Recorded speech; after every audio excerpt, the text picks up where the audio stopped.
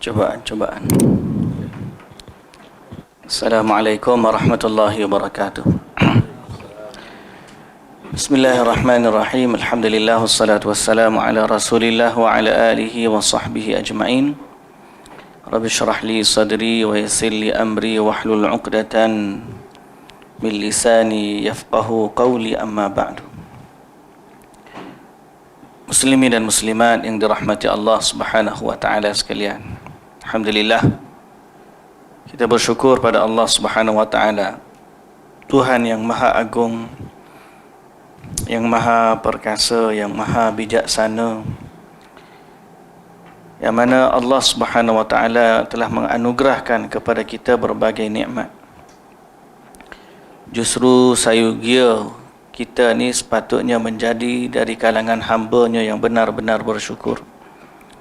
Selawat dan salam atas Nabi junjungan kita Nabi Muhammad sallallahu alaihi wasallam, juga atas ahli keluarga baginda, para sahabatnya dan para pengikutnya yang setia sehinggalah ke hari kiamat. Alhamdulillah. Muslimin dan muslimat yang dirahmati Allah, alhamdulillah pada malam ni kita dapat kembali bertemu dalam siri kuliah kita yang kadang-kadang jarang-jarang kita bertemu. Kadang-kadang jarang-jarang.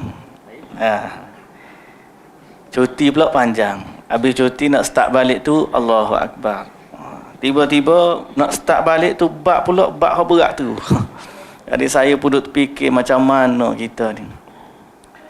Ala kullin, begitulah sifat ilmu ni, kita kena senantiasa istiqamah lah. Sepatutnya kalam tu kena ustaz dululah, nombor satu sekali.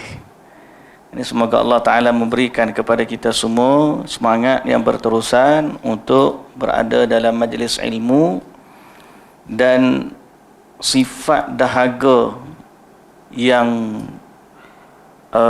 bersangatan terhadap ilmu. Kita rasa nak lagi, seolah-olah kita tak puas dengan ilmu. Itulah sepatutnya. Cuma kadang-kadang kita ni disibukkan dari majlis ilmu dengan macam-macam urusan kita lah.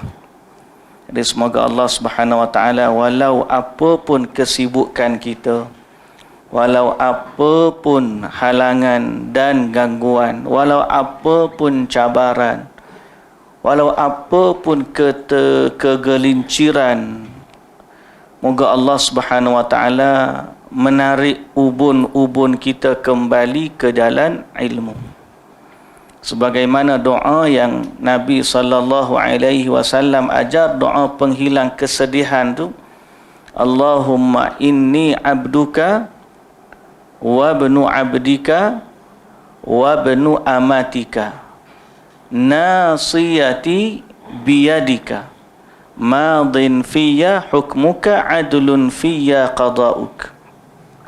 Doa tu panjang, tapi muqaddimah tu dia kata, ya Allah, Nabi ajar kepada kita doa, inni abduka, aku ni hamba kepadamu, hambamu, wa ibnu abdika, anak kepada hamba lelakimu, wa ibnu amatika, anak kepada hamba perempuanmu, nasiyati biyadika, ubun-ubunku di tanganmu, madin fiyya hukmuka, yang berlalu atasku hukum darimu, adlun fiyya qada'uk, dan keadilan pada diriku adalah sesuai dengan yang ditakdirkan olehmu. Bila kita serahkan diri kita kepada Allah, kita minta agar Allah tarik kita kembali di atas landasan ilmu. Sebab kadang-kadang nak istiqamah ni memang payah. Tapi begitulah. Walau kita kata kita galik ke sana ke sini, ada masa Allah Ta'ala tarik kita kembali ke jalan ilmu. Semoga Allah Subhanahu wa taala menjadikan kita orang-orang yang senantiasa cinta dan dahagakan kepada ilmu, berpandu kepada Al-Quran dan juga As-Sunnah. Muslimin dan muslimat yang dirahmati Allah, dalam waktu yang terbatas kita nak ulang balik sikit Apa yang kita baca adalah meruntuhkan argumen kaum liberalis dan pluralis. Itu orang ni ada kefahaman liberal, kefahaman pluralisme. Yang mana kita katakan pluralisme ni orang yang mana menganggap semua agama tu sama, dan liberal adalah orang yang menafsirkan agama mengikut kefahaman dia, tidak kembali kepada kefahaman Al-Quran dan juga As-Sunnah. Jadi faktor munculnya kumpulan-kumpulan ini berakhir kita baca dalam pada muka surat 84, sebab-sebab kemunculan pemikiran pluralisme agama. Yang pertama, kerana konsep kebenaran relatif. Maknanya tidak ada satu kebenaran yang solid. Kebenaran itu relatif. Boleh jadi betul, boleh jadi tak betul. Pada orang ni betul, pada orang lain tak betul. Pada orang tu salah, pada orang lain mungkin betul. Jadi itu kebenaran bersifat relatif pada mereka. Jadi setiap orang boleh mendakwa dia betul. Dan kita tak boleh kata kita je yang betul, orang lain salah. Di sisi kita bukan macam tu. Di sisi kita kata Islamlah agama yang benar, selain daripada Islam agama yang salah. Kerana apa? Kerana Allah yang kata inna dina indallahil Islam. Tuan-tuan mungkin pernah dengar perkataan, jangan kata kita je betul, orang lain pun boleh jadi betul. Pasal apa? Mereka meyakini kebenaran bersifat relatif. Okay? Kita jangan kata kita je betul, orang lain mungkin betul. Sebab benda tu betul di sisi kita, bukan betul di sisi orang. Boleh jadi benda tu betul di sisi dia, bukan betul di sisi kita. Jadi mereka menolak kebenaran mutlak. Kita kata kebenaran tu milik Allah Subhanahu wa Ta'ala. Kemudian pengaruh juga pluralisme ni kerana adanya terpengaruh dengan golongan batiniyah. Yang mana walaupun kita kata kebenaran ini milik Allah, tapi dia ada lagi itu tersirat, tersurat. Dia ada lagi kefahaman tersirat dia yang dikata kebenaran dalam kebenaran. Tahu lagu mana pula kau dia ni. Hak kita tahu tu kulit baru, hak dia tahu adalah isi. Jadi menyebabkan mereka kebenaran yang asalnya milik Allah tu ditafsir pula lain. Kemudian pengaruh seterusnya ialah pengaruh falsafah Yunan. Kita dah baca juga. Pengaruh falsafah Yunan, mereka mengambil agama dari golongan falsafah. Sehingga akhirnya kebenaran dinilai dengan akal. Sedangkan kefahaman kita, keimanan kita, al-haqqu min rabbik. Kebenaran itu mesti datang dari Allah. Apa yang Allah Ta'ala kata benar, itulah benar. Apa yang Allah Ta'ala kata salah, itulah yang salah. Apa yang Nabi SAW kata benar, itulah kebenaran. Apa yang Nabi SAW kata salah, itulah salah. Tapi golongan falsafah ni kadang-kadang dia berfikir sudut pandang dia sehingga akhirnya dia menafsirkan agama bukan menurut panduan Al-Quran dan juga As-Sunnah. Lalu pengaruh-pengaruh ini mewujudkan pemikiran yang luar daripada kerangka asal agama, dan muncullah kefahaman liberal, muncullah kefahaman pluralisme yang kita dah bahaskan sebelum daripada ini. Baik. Sebab eksternal kenapa mereka ni boleh begitu berkembang, kerana sifat asal usul mereka ni pemikiran daripada barat yang tidak suka terikat kepada teks agama atau tidak suka terikat kepada gereja. Kerana satu ketika dulu gereja di sisi mereka terlalu rigid. Gereja terlalu anggap mengongkong dan menghalang kebebasan berfikir. Sehingga akhirnya mereka berubah meninggalkan gereja, teks-teks agama, mereka berfikir tentang agama mereka dengan akal. Tapi tak boleh nak banding itu kepada agama Islam. Islam lain dengan apa yang berlaku pada Nasrani dan gereja mereka di Eropah. Islam terjaga. Quran terjaga. Sunnah terjaga. Wahyu terjaga. Dan dia tidak bersifat seperti mana gereja. Tak. Islam itu berkembang pemikirannya, tapi dalam masa yang sama ada asas yang menjaga, iaitulah Al-Quran dan juga As-Sunnah. Tapi pengaruh ini menyebabkan liberal itu berkembang dan akhirnya mempengaruhi pemikir-pemikir Islam. Apatah lagi dia pergi belajar pula dekat barat.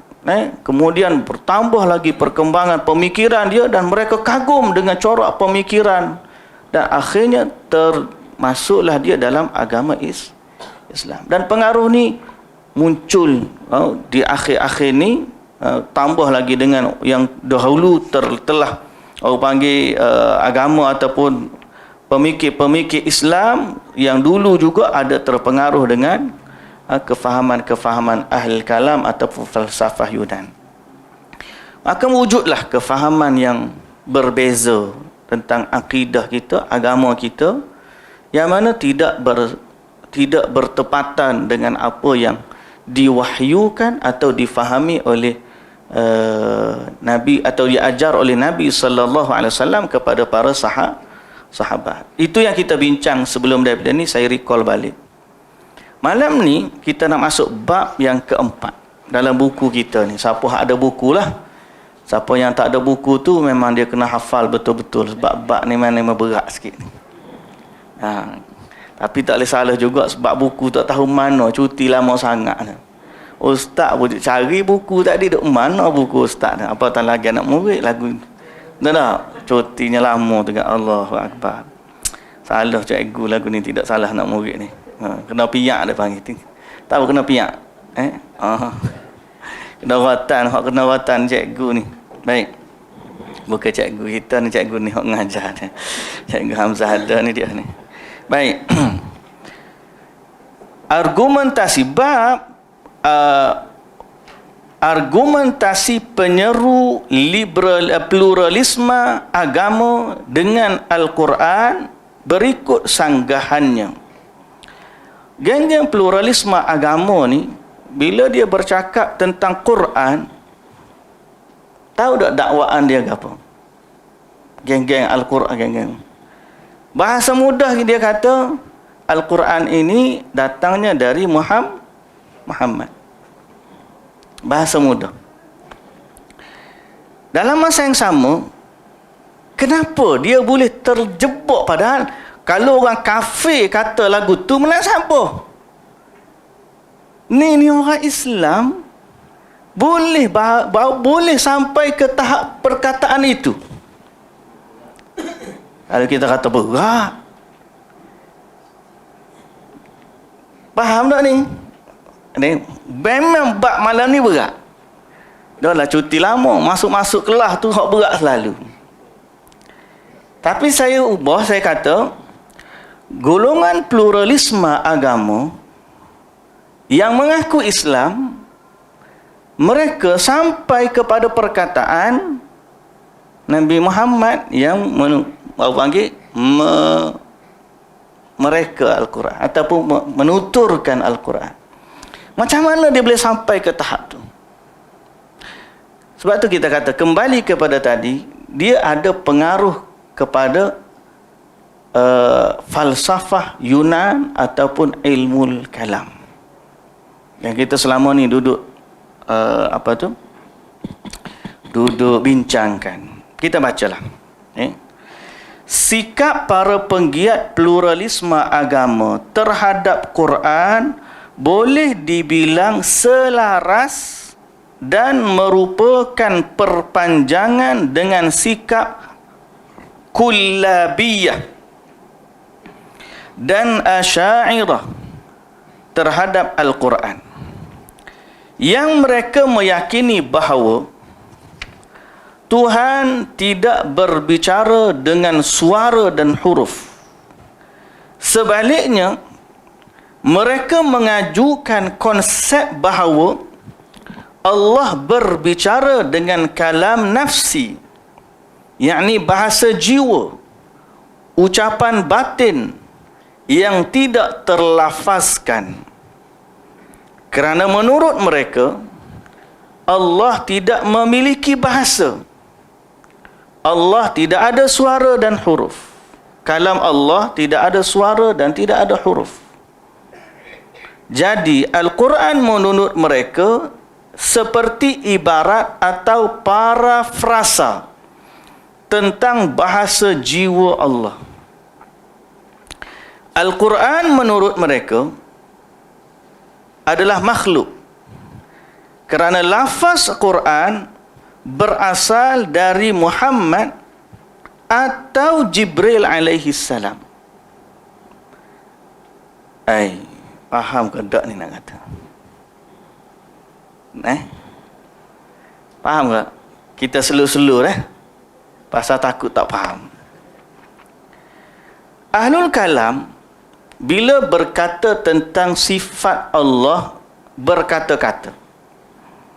Allah ni, mereka mengatakan Allah ni bersifat dengan kata-kata.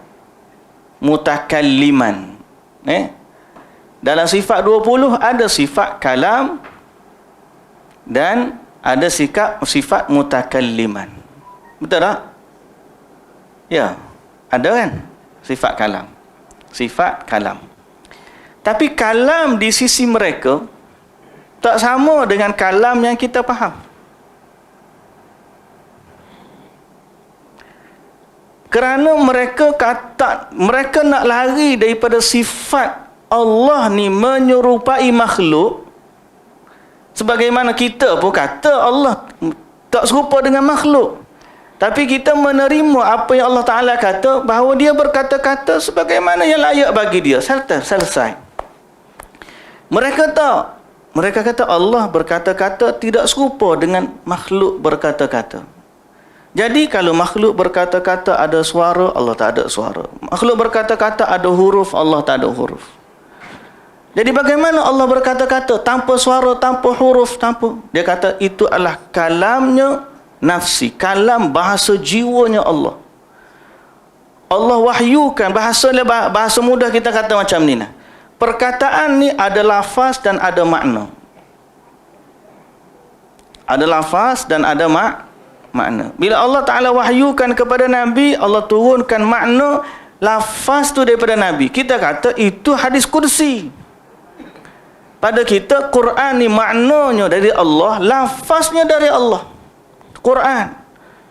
Mereka nak lari daripada tu, dia kata tak. Allah ni berkata-kata bahasa jiwa. Tidak suara, tidak huruf, tidak apa. Lepas tu yang keluar apa? Nabi yang sebut dalam bahasa Arab. Allah wahyukan makna kepada Nabi Musa. Nabi Musa sebut bahasa. Nama apa Nabi Musa? Nama Nabi Musa. Bahasa apa? Bahasa Arab ke? Aramaik dia panggil. Mana setiap Nabi tu guna bahasa dia sendiri. Wahyu kalam Allah turun pada kalam nafsi, bahasa jiwa. Kalau dia kata lagu tu, bererti yang sebut Quran tu siapa? Nabi Muhammad. Asas pemikiran inilah yang menyebabkan ada di kalangan mereka yang mengatakan bahawa Quran datang daripada Nabi Muhammad. Sebab pengaruh ilmu kalam yang ada pada mereka. Kenapa pula dia tak boleh terima akal, tak boleh terima huruf dan suara? Sebab dia kata sifat Allah ni tak boleh berpecah daripada diri dia lah, beginilah, ya tazajjah, macam-macam. Allah mesti satu, solid, tidak berpecah. Kalau ada sifat kalam berpisah pula daripada dia, cerita panjang. Akhir sekali menyebabkan satu kepeningan lah. Yang kedua, konsekuensi daripada perkataan tersebut, bahawa lafaz Quran tu datang daripada Nabi Muhammad sallallahu alaihi wasallam. Sebab pada dia Allah hanya turunkan wahyu bersifat makna saja kepada Nabi. Allah kata-kata tu bahasa jiwa. Adapun lafaz bahasa Arab tu daripada Nabi sallallahu alaihi wasallam.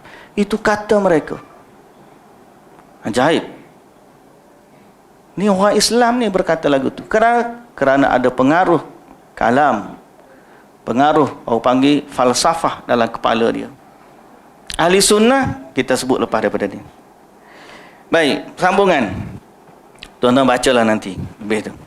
Hal ini menunjukkan bahawa bid'ah merupakan warisan dan bahawa pengasasnya memiliki pewaris.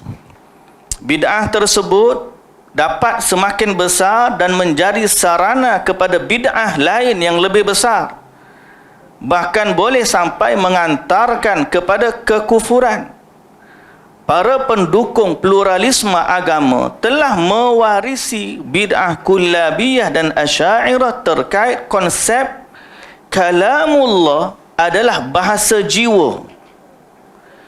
Kemudian mengembangkan bid'ah tersebut menjadi bid'ah yang lebih besar, iaitu metod, nak sebut lagu mana? Hermeneutika lah nak sebut pepayah ni.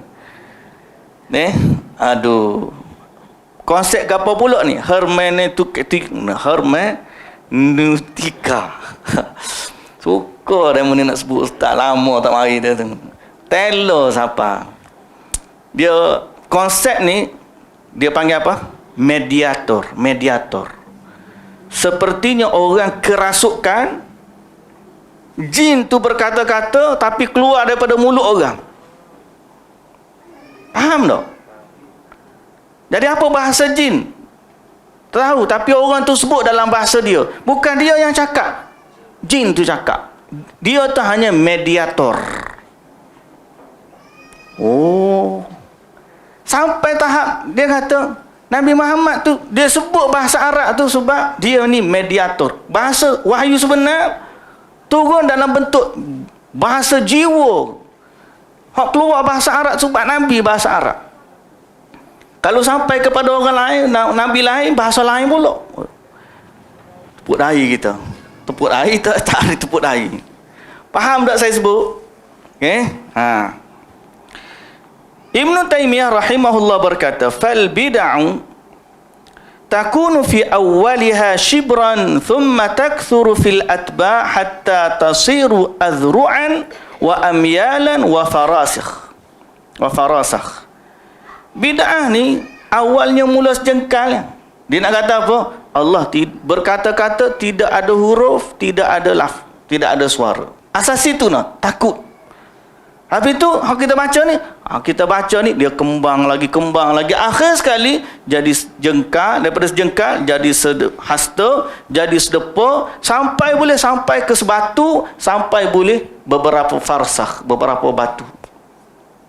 Pasal apa? Asalnya daripada kegelinciran daripada manhaj agama. Jika mengikuti kullabiyah dan asy'ariyah tentang konsep kalam nafsi terhadap kalamullah, lantas dari mana asalnya huruf dan frasa Al-Quran? Kalaulah dia kata, okey, boleh ikut saya ni malam ni. Faham ni? Faham ke tak lagi? Ya, kata angguk-angguk dia tu. Kita nak bincang tajuk apa-apa? Kitab kita asal adalah pluralisme dan liberalisme. Liberalisme, semua agama ni sama. Pluralisme, semua agama ni betul berlaku. Liberalisme menafsirkan agama mengikut kefahaman yang pada dia rasa boleh berkembang dan sebagainya. Akhir sekali, kenapa benda ni berlaku? Kerana ada pengaruh daripada falsafah dan pengaruh daripada ahli kalam. Dan sebahagian daripada itu diterjemahkan dalam pandangan mereka terhadap Al-Quran. Apa pandangan mereka terhadap Al-Quran? Mereka terpengaruh dengan golongan falsafah dan mereka kata Quran, wahyu yang mana turun kepada Nabi merupakan bahasa jiwa sahaja yang menyebutkan, menuturkan dalam bahasa Arab adalah Nabi sallallahu alaihi wasallam. Okey? Itu kefahaman umum. Sebahagian yang kata tolak tak boleh. Takkanlah kita nak kata lagu tu. Jadi di sini poin dia. Jika mengikuti, sekali lagi saya baca, jika mengikuti kullabiyah dan asy'ariyah tentang konsep kalam nafsi. Faham kalam nafsi? Kalam jiwa, bahasa jiwa. Kalam nafsi ni bahasa jiwa. Di bahasa diturunkan dalam bentuk jiwa sahaja, tak dituturkan dengan huruf, tidak dituturkan dengan suara, bahasa jiwa. Habis tu yang keluarkan bahasa jadi bahasa Arab, Quran tu dalam bahasa Arab siapa? Marilah pandangan dia. Sama ada Nabi Muhammad atau Jibril? Kalau kita nak faham macam tu. Asy'ariyah atau dari Allah sendiri? Kalau dari Allah sama dengan kita, tapi mereka tak ada terima yang tu. Asy'ariyah memiliki jawapan yang berbeza-beza dalam hal ini. Al-Baqillani misalnya menjelaskan bahawa frasa dalam kitab-kitab wahyu berasal dari bahasa para rasul yang kepada mereka diturunkan kitab-kitab tersebut. Daripada dia keluarkan bahasa tu Nabi. Allah hanya turunkan wahyu bahasa jiwa saja. Pasal Allah tak berkata-kata serupa kita. Jadi yang keluarkan bahasa tu Nabi. Pada mereka. Jangan kalau tak boleh dah lah. Tak ada nak berhenti 955. Takkan nak berhenti dalam bab syubhat. Tak boleh jawab. Berhenti sagu ni sudahlah ustaz ngajar separuh jalan. Balik hak ni kat kepala kita. Hai Abu Mu'ah, payah sungguh lah. Asy'ariyah memiliki jawapan yang berbeza-beza dalam hal ini. Al-Baqillani misalnya menjelaskan bahawa frasa dalam kitab-kitab wahyu berasal dari bahasa para rasul yang kepada mereka diturunkan kitab tersebut. Nak tulis lagu mana kelas hari ni kalau tak ada buku? Ada buku tak ada buku? Faham tak? Tapi nak tulis lagu mana? Rasa kalau mari tak ingat pula rasa. Tapi tak apalah, pandai-pandailah dia mau tulis. Yang penting faham, recording ada. Beliau berkata, wa yajibu an yu'lam anna al-kalam al-haqiqi huwa al-ma'na al-mawjud fi an-nafs lakin ja'ala alayhi amaratin tadullu alayhi fataratan takunu qawlan bilisan ala hukmi ahli dhalika al-lisan wa mastalahu alayhi wa jara 'urfuhum bihi wa ja'ala lughatan lahum. Penting untuk diketahui, dia kata, Baqillani kata, bahawa kalamullah yang hakiki adalah makna yang berada dalam jiwa. Tetapi Allah menjadikan makna tersebut memiliki tanda-tanda yang menunjukkan hal tersebut. Terkadang ciri-ciri tersebut merupakan perkataan dengan lisan yang sesuai keadaan, istilah dan adat kaum yang berbicara dengan lisan tersebut yang mereka memakainya sebagai bahasa sehari-hari. Dalam hal ini Allah berfirman, dia kata, wa ma arsalna mir rasulin illa bilisani qaumihi liyubayyina lahum. Kami tidak mengutuskan seorang rasul pun melainkan dengan bahasa kaumnya supaya dia dapat memberi penjelasan dengan terang kepada mereka. Dalam ayat tersebut, makna kata Al-Baqillani ni, masih lagi quote kata-kata dia. Dalam ayat tersebut, Allah mengabarkan bahawa dia mengutuskan Nabi Musa kepada Bani Israel dengan bahasa Ibrani. Kemudian Nabi Musa memahamkan bahasa jiwa tersebut kepada kaumnya dalam bahasa Ibrani. Sebagaimana Allah juga mengutuskan Nabi Isa dengan bahasa Aramaik. Jadi Allah turunkan bahasa jiwa kepada Nabi Isa. Nabi Isa lah yang menuturkan dalam bahasa Aramaik. Dan Allah juga mengutuskan Nabi kita dengan bahasa Arab. Kemudian Allah turunkan wahyu. Nabi SAW memahamkan bahasa jiwa tersebut ke dalam bahasa Arab. So kalau ikut kata dia ni, berarti yang sebut nas Quran tu Nabi ya, bukan Allah. Tuan-tuan, pening ngaji bab gini ni. Saya sebenarnya kalau cerita bab ni saja memang ginilah. Inilah konten utama mereka. So kita katakan pluralisme agama mendakwa Nabi Muhammad, dialah yang menuturkan Al-Quran melalui syubhah yang ada.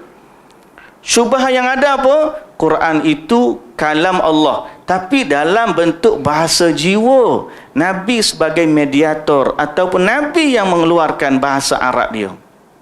Ini adalah pandangan falsafah ahli kalam. Baik. Ahli sunnah macam mana? Ini penting. Kita skip. Jawab. Okey. Muka surat 100. Baca buku muka surat 100. Tak ada buku ni kena tulis.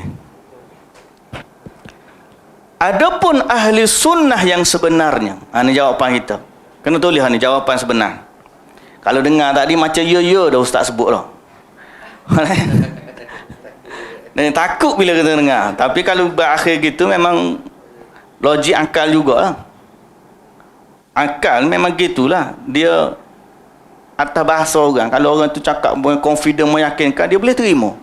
Akal. Tapi kita tak tergantung dengan itu. Kita berpegang kepada Al-Quran dan juga As-Sunnah.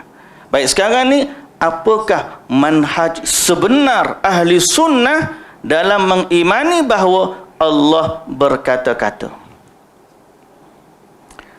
Ahli sunnah yang sebenarnya mereka membangunkan akidah mereka terkait sifat Allah di atas nas-nas syariat berdasarkan Quran dan sunnah, di mana dalil-dalil yang menjelaskan bahawa Allah berbicara dengan huruf dan suara sangatlah banyak.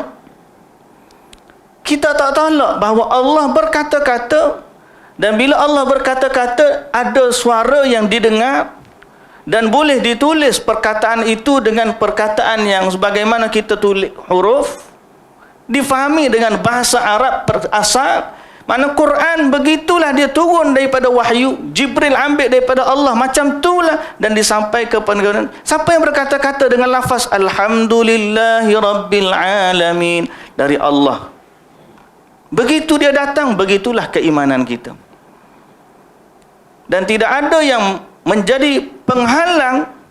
Kalau kita kata gitu, Allah ni berkata-kata dengan huruf, kau berkata-kata dengan suara seperti makhluk dan sebagainya, kita kata Allah berkata-kata sebagaimana selayaknya bagi Allah Subhanahu wa taala, dan dia tidak menyerupai makhluk. Dia, Allah, tidak menyerupai makhluk. Tapi kalau Allah Taala sebut macam tu, lagu tu lah. Baik. Jadi nas Quran ni banyak menyatakan Allah ni dia berbicara dengan huruf dan suara, tapi dengan sifat yang layak bagi Allah Subhanahu wa taala. Dalil yang pertama, Allah Ta'ala menyeru panggil hamba-hambanya dalam beberapa ayat. Pertama, وَنَادَيْنَاهُ مِنْ جَانِبِ الطُّورِ الْأَيْمَنِ وَقَرَّبْنَاهُ نَجِيًّا. Dan kami telah memanggilnya dari sebelah kanan gunung Tur, dan kami telah mendekatkannya kepada kami di waktu dia bermunajat kepada kami. Yani Allah berbicara dengan Nabi Musa alaihi salam. Allah Ta'ala sebut dia berbicara dengan Nabi Musa alaihi salam dengan bahasa yang difahami oleh Nabi Musa, bukan bahasa jiwa. Allah juga berfirman, wa yauma yunadihim fayaqulu aina syuraka'iya alladhina kuntum taz'umun. Dan ingatlah di hari Allah akan menyeru mereka, dan di saat itu Allah berkata dalam bahasa Quran ni, Allah berkata, di manakah sekutu-sekutuku yang kamu dahulu katakan? Jadi nas-nas Quran menunjukkan Allah berkata-kata dengan kata-kata yang difahami oleh makhluk-makhluknya, didengar dan difahami. Bukan bahasa jiwa sampai terpaksa Nabi jadi mediator, bukan. Allah juga berfirman, fadallahuma bighurur falamma dhaqa asy-syajarata badat lahuma sawatuhuma wa tafiqa yakhsifani 'alayhima min waraqil jannah wa nadahuma rabbuhuma alam anhakuma an tilkuma asy-syajarati wa aqul lakuma inna asy-syaitana lakuma aduwwum mubin. Maksudnya, maka syaitan pucuk Adam dan Hawa memakan buah itu dengan tipu dayanya. tatkala keduanya telah merasai buah kayu itu, nampaklah bagi kedua-duanya auratnya, dan mulailah keduanya menutup dengan daun-daun syurga. Kemudian Allah menyeru mereka. Allah menyeru mereka dengan berkata, bukankah aku telah melarang kamu berdua? Ni makna ni, bahasa Allah Ta'ala sebut, alam anhakuma antilkuma syajarati wa aqul lakuma inna syaitana lakuma aduwwum mubin. Bahasa Quran ni kata Allah berkata, dan Allah quote perkataan dia kepada Nabi Adam AS pada waktu itu dalam Quran. Maknanya ialah, bukankah aku telah melarang kamu berdua dari pohon kayu itu, dan aku katakan kepadamu sesungguhnya syaitan itu adalah musuh yang nyata bagi kamu berdua. Quran mengatakan Allah berkata-kata, dan Allah quote perkataan dia macam tu. Bukan bahasa Nabi Muhammad tau. Quran quote kata-kata Allah sendiri. So kita ahli sunnah beriman, memang Allah berkata-kata dengan perkataan yang difahami, ada suara yang didengari, tapi yang layak bagi Allah Subhanahu wa Ta'ala. Tak serupa dengan kata-kata kita. Boleh faham? Itu ahli sunnah. Muslimin dan muslimat yang dirahmati Allah. Kata an-nida yang bererti seruan atau panggilan dalam bahasa Arab, maknanya adalah suara yang tinggi. Kata an-nida tidak boleh dimaknai selain suara. Semua dalam ayat-ayat, kalau tuan-tuan tengok ayat Quran ni, surah pertama, surah Maryam ayat 52. Ayat yang kedua, surah Al-Qasas ayat 62. Ayat yang ketiga, surah Al-A'raf ayat 22. 3 ayat Quran yang diberi dalam buku ni, Allah Ta'ala sebut wanadainahu wanadahuma, wa yawma yunadihim. Kata an-nida, nida. Dalam bahasa Arab, bila difahami nida, makna seruan. Dan seruan ni maknanya seruan dengan suara yang kuat sehingga didengar. So kalau kita kata kita tolak perkataan ni, Allah sebut macam tu dalam Quran, menunjukkan memang Allah berkata-kata dan didengari, difahami. Cuma dengan yang layak bagi Allah, macam mana? Itu jangan fikirlah lagu mana Allah Ta'ala sebut tu, tapi ada dengar suara, ada bahasa yang difahami dan makna yang jelas. Baik. Al-A'raf ayat 22. Baik, itu pertama. Hujah yang pertama, Allah sebut dalam Quran, dia menyeru hamba-hambanya dengan seruan yang mereka dengar dan mereka faham, bukan bahasa jiwa dak. Menolak hujah mereka. Boleh faham? Bukan bahasa jiwa. Sebaliknya, seruan yang didengari dan difahami. Ini ahli sunnah. Yang kedua, hujah kita bahawa Allah Ta'ala berkata-kata dengan bahasa yang didengari, ada suara, bukan sekadar mari tiba-tiba masuk dalam jiwa, kemudian Nabi sebut. Itu kefahaman mereka. Kita kata tak, dengan suara itulah turun kepada Nabi, dengan bahasa itulah turun kepada Nabi. Itu ahli sunnah. Hujah yang kedua ialah bagaimana Allah berdialog dengan Nabi Musa AS. Allah berdialog dengan Nabi Musa. Bukan Nabi Musa pergi tiba-tiba duduk diam, zrup masuk dalam diri Nabi Musa, wahyu itu turun. Tak. Allah berkata-kata dengan Nabi Musa. Sehingga Allah Ta'ala suruh Nabi Musa jawab, wa ma tilka biyaminika ya Musa. Nabi Musa, apa yang ada di tangan kananmu? Nabi Musa pula jawab, qala hiya asaya atawakka'u 'alaiha wa ahussu biha 'ala ghanami. Ni tongkat aku yang aku duk pukul-pukul daun dan aku halau kambing-kambing aku. Ada dialog yang telah berlaku antara Allah dengan Nabi Musa yang disebut dalam Quran. Dan ini bukan bahasa jiwa, ini bahasa yang didengari. Ahli sunnah beriman begitu. Faham?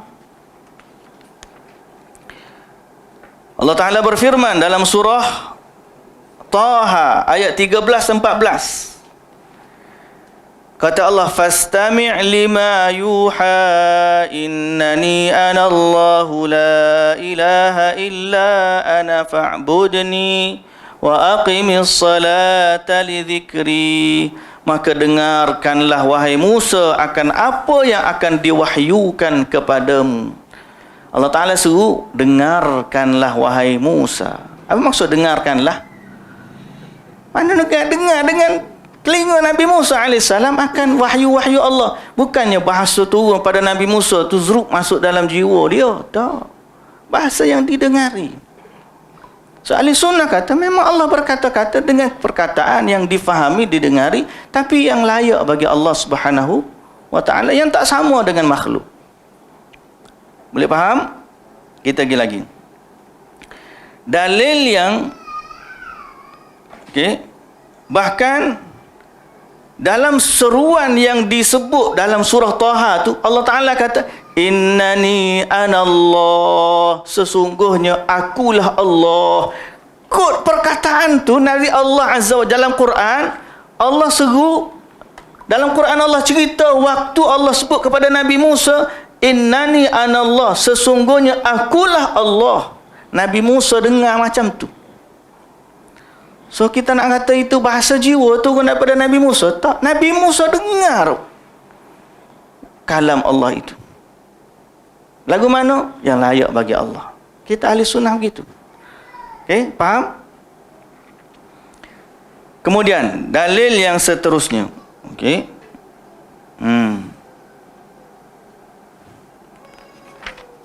Ketiga, firman Allah Subhanahu wa Ta'ala di hari akhirat nanti, kan Allah berkata-kata juga.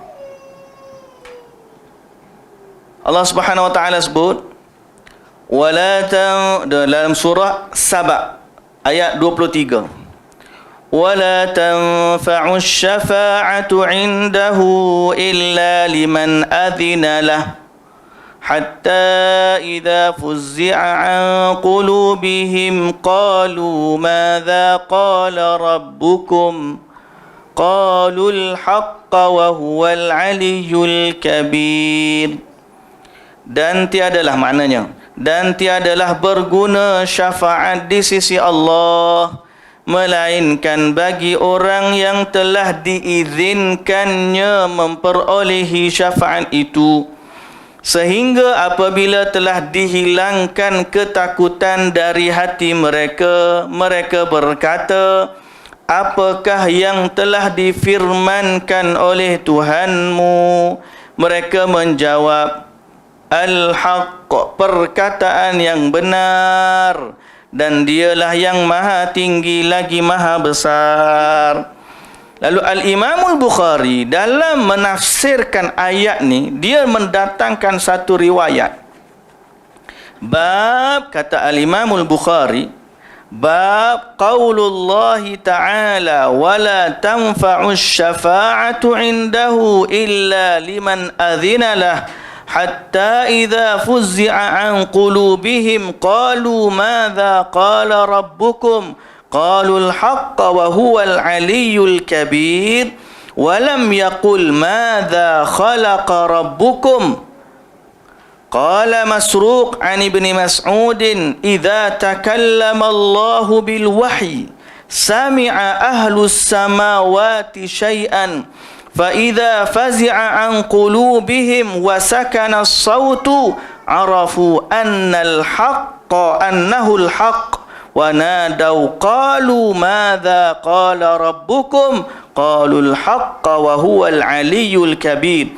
ويذكر عن جابر بن عبد الله عن عبد الله بن أنيس قال سمعت النبي صلى الله عليه وسلم يحشر الله العباد fayunadihim bisautin yasma'uhu min man ba'uda kama yasma'uhu man qarub.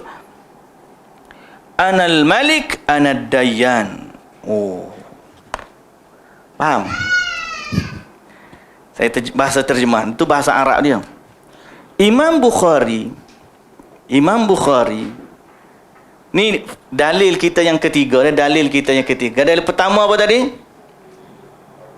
Allah menyeru hamba-hambanya. Dalam banyak tempat Allah menyeru. Perkataan seruan adalah perkataan yang didengar dengan suara yang kuat.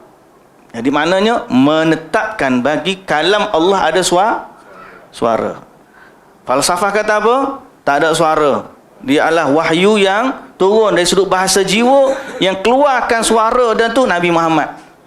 Itu perkataan mereka. Kita ahli sunnah tak. Kalam Allah tu didengar dan difahami. Ada suara. Hujah pertama, perkataan Allah menyeru hamba-hambanya.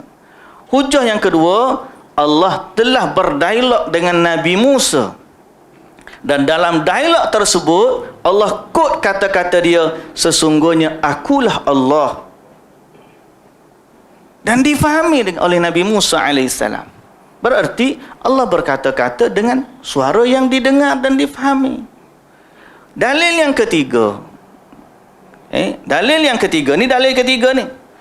Allah Ta'ala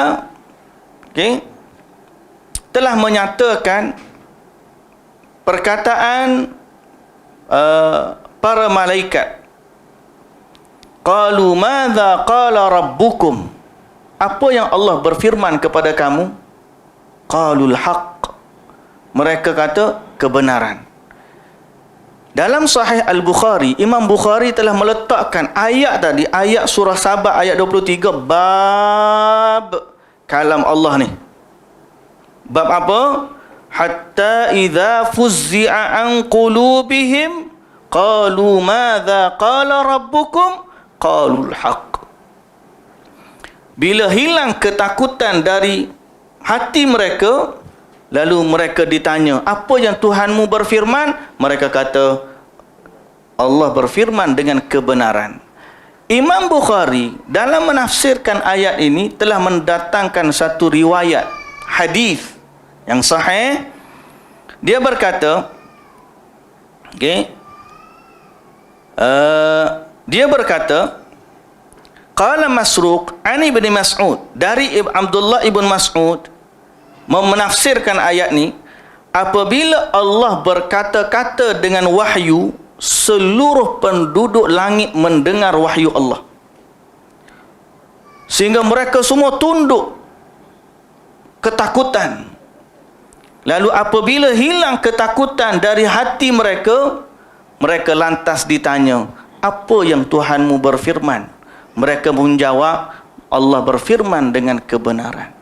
Berarti dalam hadis tu berkata, didengari firman Allah oleh seluruh penduduk langit. Berarti kalimah Allah, kalam Allah ni didengari. Bahkan Al-Imamul Bukhari dalam bab yang sama mendatangkan satu lagi riwayat dari Jabir, dari Abdullah bin Unais. Dia berkata, aku mendengar Rasulullah sallallahu alaihi wasallam, atau aku mendengar Nabi sallallahu alaihi wasallam bersabda, yahsyurullahul ibad, Allah akan menghimpunkan seluruh hamba-hambanya, fayunadihim bisautin, lalu Allah menyeru mereka dengan suara. Sautin, jelas dalam hadis ni, Allah menyeru mereka dengan suara, yasma'uhu man ba'ud, yang didengari oleh orang yang jauh seperti mana didengari oleh orang yang dekat. Macam mana? Wallahu ta'ala alam. Suara Allah bukan macam suara makhluk. Kita kata Allah bersuara, tapi dengan yang layak bagi Allah dan tidak menyerupai mana-mana makhluk. Dalam hadis ini sebut, bila Allah berkata-kata, orang jauh ke orang dekat ke, semua dengar sama. Macam mana? Wallahu ta'ala alam. Tapi hadis tu kata, didengari oleh makhluk. Ini menjawab hujah mereka, bahasa kalam Allah tu bahasa jiwa. Sedangkan hadis tak kata macam tu. Boleh faham? Lagu mana tu? Wallahu ta'ala alam. Tapi Allah berkata-kata, difahami, didengari. Ya. Cuma kita tak katalah suara Allah seperti suaranya makhluk. Seperti mana kita berkata pada sifat-sifat Allah yang lain. Faham? Ini ahli sunnah kata macam tu. Baik. Imam Bukhari juga berkata dalam kesempatan lainnya, berdalil dengan hadis Abdullah bin Unais di atas. Imam Bukhari sendiri dalam mentaklik hadis ni. Wa fi hadza dalilun anna sawtallahi la yushbihu aswatil khalq lianna sawtallahi jalla dhikruhu yasma'u man ba'ud kama yasma'u man qarub wa annal malaika yas'aquna min sawtihi fa idza tunadal malaikah lima yus'aqu qala Allah azza wa jalla fala taj'alu lillahi andadan wa antum ta'lamun falaysa li sifatillahi niddun wala mathalun wala yujadu syai'un min sifatihi fil makhluqin. Kata Imam Bukhari dalam mentaklik hadis tadi, hadis yang Abdullah bin Unais sebut tadi, Allah berseru dengan suara yang didengar oleh orang jauh seperti mana yang didengar oleh orang dekat. Kata Al-Imamul Bukhari dalam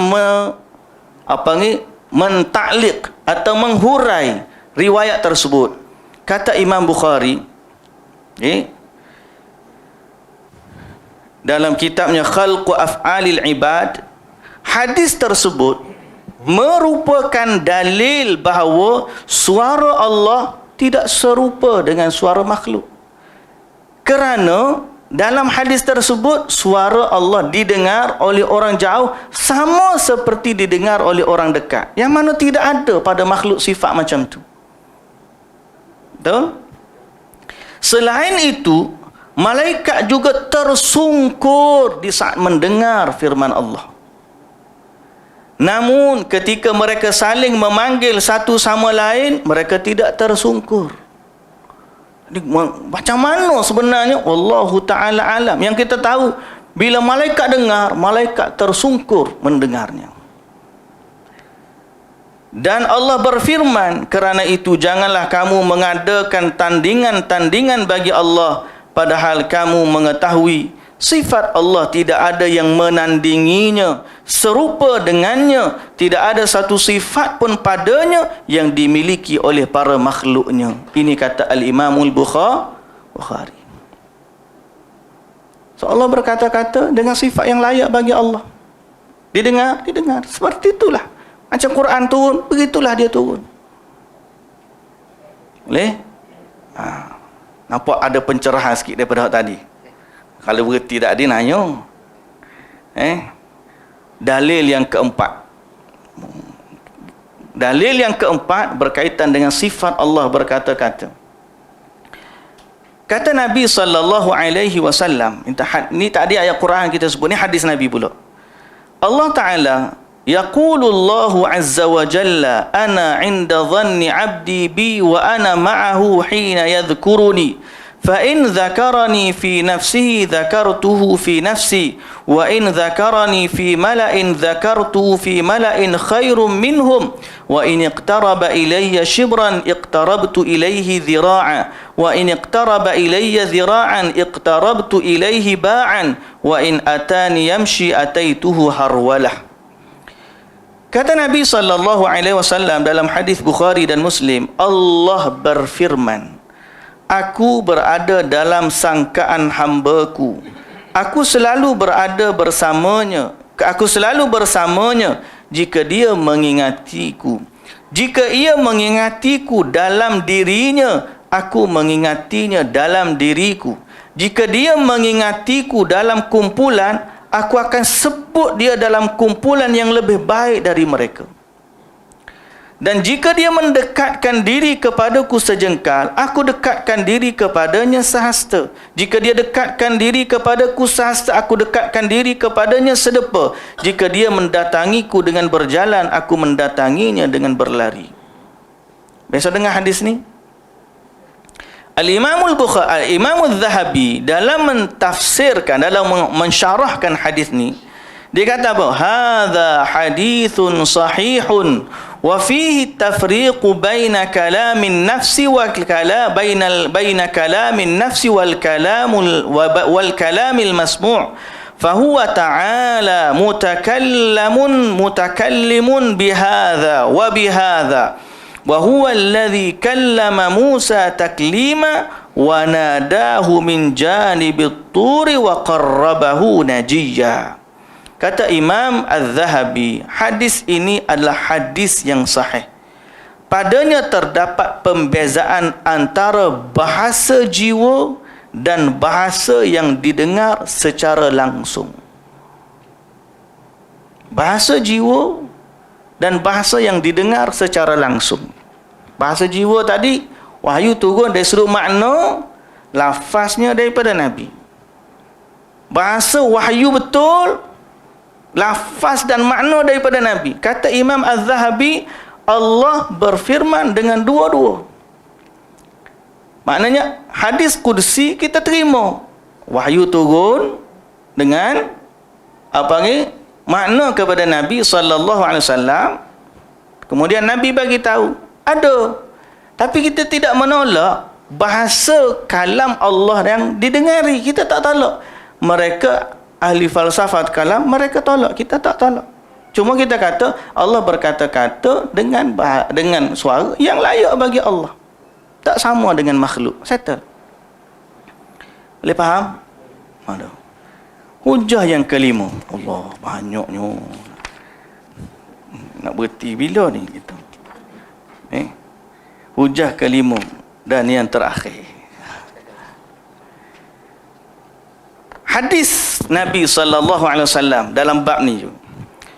Yaqulullahu azza wa jalla yaumal qiyamah ya Adam yaqulu labbaika rabbana wa sa'daika fayunadi bi sautin innallaha ya'muruka an tukhrija min dhurriyyatika ba'than ila an-nar. Qala ya rabbi wa ma ba'thun nar? Qala min kulli alfin arahu. Qala tis'un wa tis'umi'atin wa tis'atan wa tis'ina. Hadis riwayat Al-Imamul Bukhari, hadis yang sahih. Allah berfirman, makna dia, Allah berfirman pada hari kiamat, wahai Adam. Lalu Allah panggil Nabi Adam. Adam pun jawab, labbaika wa sa'daik. Ya Allah, aku dengar, aku sahut dan aku datang. Aku sahut dan aku datang. Kata Nabi Adam alaihissalam. Sampai dengan tu, lalu Allah berfirman lagi, Allah berseru dengan suara, kata dalam hadis ni. Allah berseru dengan suara, innallaha ya'muruka, wahai Adam, Allah telah memerintahkan kamu supaya mengeluarkan dari zuriat kamu rombongan-rombongan neraka. Nabi Adam AS tanya, apa itu rombongan neraka? Kata Allah Subhanahu wa taala, dari setiap 1000 yang aku tengok, 999 ke neraka. Dari 1999 dihantar ke neraka daripada anak zuriat keturunan Nabi Adam alaihissalam. Hadis yang sahih. Hadis ni biasa dengar kan? Ramainya penghuni neraka. Tapi fokus dalam hadis ni ialah Allah berfirman dengan suara kepada Nabi Adam alaihissalam. Semua dalil Quran, dalil hadis menolak kefahaman pluralisme atau liberalisme yang mengambil kefahaman mereka daripada ilmu kalam, terutamanya kullabiyah ataupun asy'ariyah yang menolak firman Allah dengan berkata-kata, dengan suara, sehingga akhirnya syubhah ataupun kebingungan yang melanda mereka menyebabkan oleh kerana mereka kata Allah Ta'ala bersifat tak ada suara, tak ada, tidak dengan huruf dan so kita kata lagi tu siapa? Kalau tidak Allah turunkan wahyu dengan suara dan huruf, siapa yang keluarkan bahasa Arab? Oh, dia kata ni sebenarnya keluar daripada bahasa Nabi. Itu bertentangan 100% dengan apa yang Allah Ta'ala sebut dalam Quran dan apa yang Nabi SAW sebut dalam hadis. Jadi itulah syubhah, sebahagian daripada syubhah, keraguan yang ada dalam pemikiran liberal dan juga pluralisme yang mereka terpengaruh dengan kefahaman falsafah ataupun ahli kalam, dan kita sebagai ahli sunnah sebaliknya menolak kefahaman itu dan kita berpegang teguh dengan wahyu Allah Subhanahu wa taala. Sebagaimana Allah Taala kata, begitulah yang kita imani. Sebagaimana Nabi SAW bersabda, begitulah juga kita imani. Kerana tidak ada yang lebih tahu tentang Allah berbanding dirinya sendiri, dan tidak ada yang lebih kenal Allah Azza wa Jalla daripada Nabi SAW yang menerima wahyu dari Allah Subhanahu wa taala. Muslimin dan muslimat yang dirahmati Allah Subhanahu wa taala, kita berhenti setakat tu dulu. Okey. Malam-malam ni tak boleh bagi syubhat banyak, tidur tak lena nanti. Oh, kena pula kelas malam dah mana lepas isyak mengaji bab ni pula kan. Allahu akbar. Tapi saya harap fahamlah. Mudah-mudahan Allah berkati kita semua dan Allah Subhanahu wa taala meneguhkan kita di atas manhaj sunnah, di atas manhaj salafus salih, yang kita kata berpegang kepada akidah ahli sunnah wal jamaah. Dan inilah gambaran bagaimana seandainya kita tidak kembali, tidak berpegang kepada Quran dan sunnah, akal, sebagaimana saya sebut di awal tadi, bila kita berbicara seolah-olah akal kita nak mengiyakan dia. Kalaulah tidak kerana pencerahan dari Al-Quran dan juga As-Sunnah, nescaya kita pun payah nak undur balik berpegang kepada ni. Kerana apa? Kerana sifat akal itu sebenarnya dia subjektif. Orang ni cakap bahasa yang meyakinkan, dia boleh dengar, dia boleh percaya, dan akhirnya logik berbeza. Tapi agama ni dibina bukan di atas logik semata-mata. Sebaliknya agama dibina atas wahyu, perkataan Allah dan juga sabdaan Rasulullah sallallahu alaihi wasallam yang menjadi hudan lil muttaqin, petunjuk bagi orang-orang yang bertakwa. Sebab itu sekali lagi saya pesan, teguhlah di atas manhaj ahli sunnah wal jamaah, teguhlah di atas pandangan para salaf, dan teguhlah di atas pandangan ulama-ulama hadis. Semisal yang kita sebut tadi, Al-Imamul Bukhari, Al-Imamul Zahabi, yang berkata tentang Allah sebagaimana yang Allah Ta'ala kata tentang dirinya sendiri.